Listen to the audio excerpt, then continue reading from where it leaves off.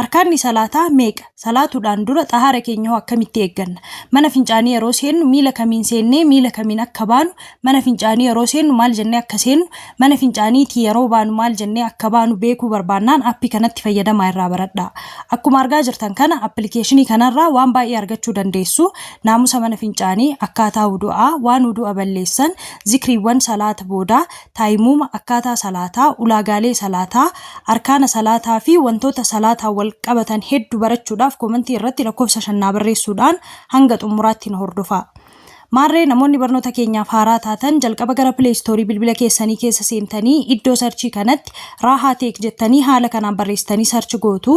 Sana booda appii kana yoo bilbila keessanirraa hin qabaatiin install gootan. Eega install godhattaniin booda open gochuun bantan.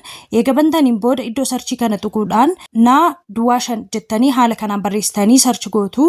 Itti aansee fuula kana yeroo tokko tuquudhaan xiqqoo gara olii ooftanii iddoo geetiit now jedhu kana tuquudhaan appicha install godhattanii itti fayyadamuu dandeessu. Galatoomaa.